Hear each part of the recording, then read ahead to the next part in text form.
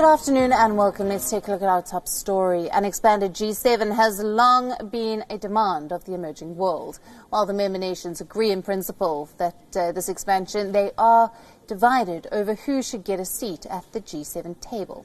Donald Trump has made his intentions clear.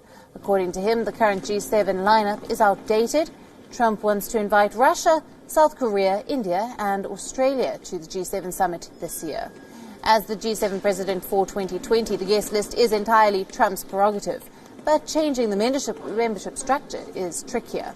The G7 can be expanded only if all members unanimously ratify such a proposal.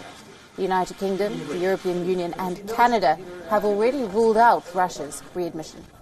Effectively, 5 out of 7 member nations have opposed Trump's proposal. While non-member nations have regularly attended G7 summits as guests, Vladimir Putin is an exception. Russia was expelled 6 years ago after its annexation of the Crimean Peninsula.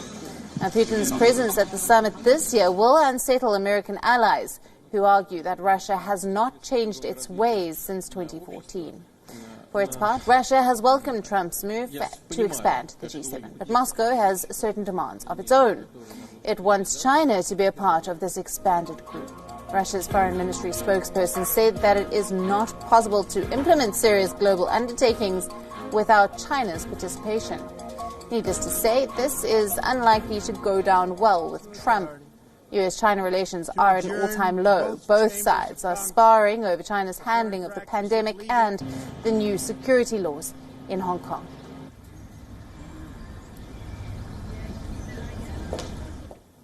Now, Dan Ashby, our WION correspondent, is joining us live from Moscow for more on this. Good afternoon to you, Dan.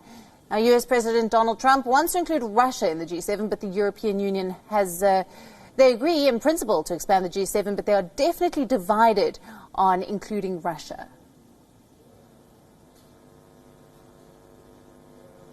Yes, exactly as you say. Already Britain and Canada coming out and saying they would absolutely refuse to allow Russia back in. Of course, Russia's relations with many of the G7 members have just got worse since 2014, as you say. Take the Salisbury poisonings in the UK, the so-called Skripal affair. Britain accuses Russia of orchestrating a chemical weapons attack on British streets and says that Moscow was behind it. That is something Russia furiously denies, but Russia is angry about those accusations, and so there does seem to be little way that Russia can rejoin the G7. As when it comes to Trump's specific announcement that he wants these countries to come to the upcoming summit, Russia had a cool response saying they'd wait for more information, with some politicians suggesting that some of the G7 countries simply hated Russia, so unsure whether Russia should join anyway. But look, make no mistake, I think if President Putin had a real offer to go back to the G7 table, he would be over the moon, because it would put Russia back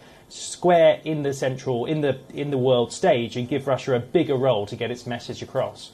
Absolutely. And Russia is also pushing for China's inclusion, now stating that, and I quote, hardly possible to implement serious global initiatives without China. Now, with US-China relations already strained, Trump can't be too happy about this suggestion. Yes, exactly. Since all those sanctions came in after 2014 against Russia, Russia has pivoted east, if you like. It's looked towards China to forge new relationships, new economic ties, signing multi-million-dollar oil pipelines and trying to really move its economy eastwards. It hasn't happened as quickly as it would like, but the two are forging closer together politically. It's no surprise that Russia would want China at the table. It would give them more clout because they see eye to eye on many policies. But as you say, that's hardly likely to happen at the moment, with President Trump's rhetoric against China just getting angrier and angrier.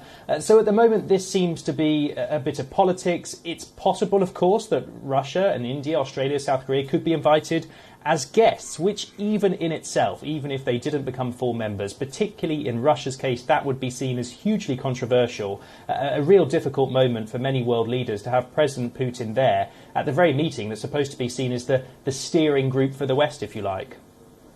Dan, thank you very much for that update. That is Dan Ashby, our WION correspondent, coming to us live from Moscow for the latest on Trump's ideas on the G7 there.